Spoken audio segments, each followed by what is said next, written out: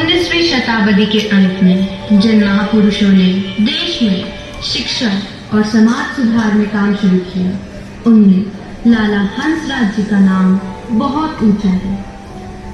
एक और जहां वे डीएवी शिक्षा संस्थानों के संस्थापक थे, वहीं अछूतों के उद्धार सहित अन्य क्षेत्रों में उनका योगदान कम नहीं है। उन्होंने अपना सारा जीवन शिक्षा और समाज सुधार के कार्यों में अर्पित कर दिया। आइए देखते हैं उनके जीवन की कुछ झलकियां। लाला हंसराज का जन्म 19 अप्रैल 1864 ईस्वी को जिला होशियारपुर, पंजाब के बजवाड़ा नामक स्थान में हुआ था। उनके पिता का नाम चुन्नीलाल व माता का नाम गणेश देवी था। इनका परिवार संपन्न नहीं था। उनका स्कूल घर से बहुत दूर था। गर्मियों में वे नंगे पैर स्कूल जाया करते थे। रास्ते में धूप से बचने के लिए वे अपनी तख्ती को पैरों के नीचे ले लिया करते थे। उस पर खड़े होकर वे अपने पैरों की जलन मिटाते थे और कुछ देर बाद फिर वे रेत पर चलने लगते थे। पर फिर भी वे अपनी कक्षा में सदा प्रथम आते थे। हंसराज जी अभी 12 वर्ष के ही थे कि उनके पिता का देहांत हो गया। तब उनके बड़े भाई मूलक राज जी लाहौर चले गए और अपने छोटे भाई को भी अपने साथ ले आए। लाहौर में हंसराज जी का दाखिला एक मिशनरी स्कूल में करवा दिया। इस स्कूल में ईसाईयत का पाठ पढ़ाया जाता था।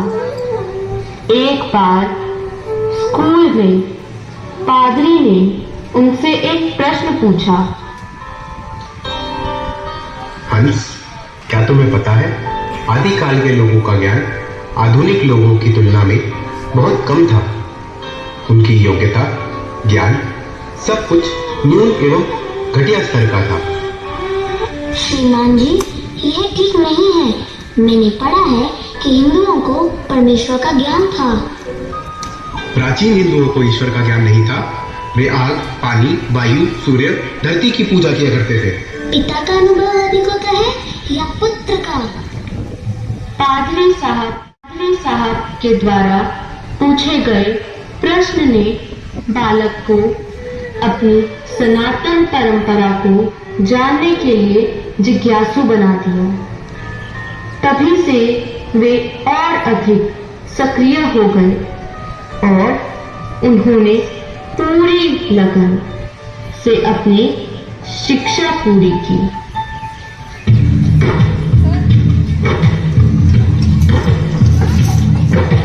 समय का पहिया चलता है, दिन ढलता है, रात आती है।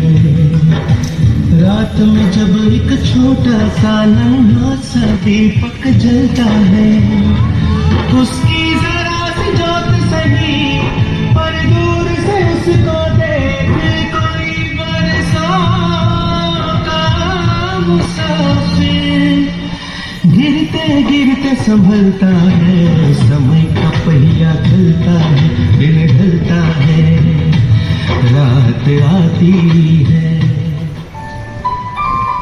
हंस, आज महर्षि दयानंद जी का लाहौर में आगमन हो रहा है। चलो उनके दर्शन करने चलते हैं। जी भैया, चलिए।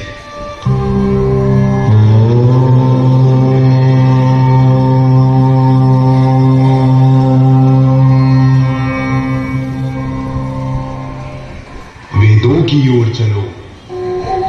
महर्षि जी के प्रवचन सुनकर वे बहुत प्रभावित हुए, जिसमें उन्होंने वेदों की ओर वापस जाकर हिंदू धर्म को पुनर्निर्मित करने की प्रेरित अपील की थी।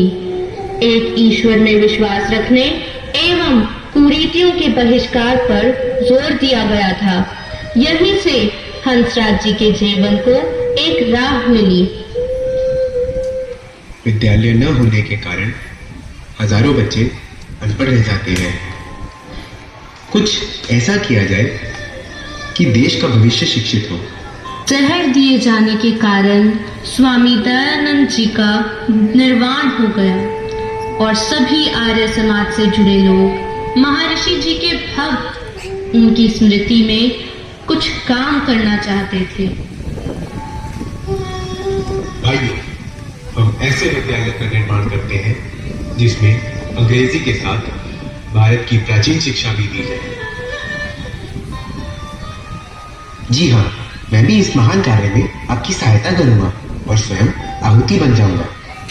स्वामी दयानंद जी की, स्वामी दयानंद जी की, आर्य समाज, आर्य समाज, बोले सो अबे, वैदिक धर्म की, धर्म की जय। ये मैं क्या पढ़ रहा हूँ? तुम्हें राजा साहब ने रियासत का दीवान बनने को न्योता दिया था और तुमने जवाब तक नहीं दिया। भैया, मुझे नहीं करनी है नौकरी, नहीं बनना दीवान। क्या कहते हो? सारी मुश्किलें एक सांस में दूर हो जाएंगी। नौकर, चाकर, गाड़ी, बंगला, ऐश करोगे ऐश। भैया, आर्य समाज डीएवी स्कूल खोलने जा रहा है। इसमें बिना वेतन लिए हेडमास्टर की नौकरी करूंगा। और रोटी कहां से खाओगे? घर गृहस्थी कैसे चलेगी? मैं नहीं जानता, सचमुच नहीं जानता। आशीर्वाद दो भैया कि इस समर्पण से पीछे ना हटो। पीछे क्यों हटोगे? हंस, तुम निश्चित होकर इस मार्ग पर आगे बढ़ो। मैंने भी सोच लिया है, सारी उम्र अपना आधा वेतन तुम्हें देता रहूंगा। भैया, पालनहार तो प्रभु है, तुम सन्मार्ग पर चल रहे हो। अपने बड़े भाई को भी साथ चलने दो हंस।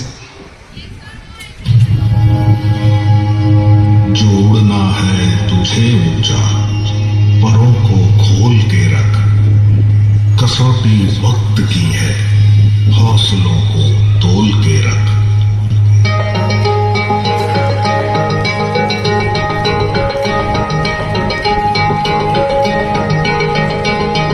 अभी आगाज है तेरा, बहुत कुछ सीखना है। कमर कसनी अभी बाकी है, मुट्ठी भींचना है। अभी आगाज है तेरा, बहुत कुछ सीखना है। कमर कसनी अभी बाकी है, मुट्ठी भींचना है। भले हालात हो कैसे भी, बस ये सोच ले तू, यही है जिद, यही है रात, बस अब जीतना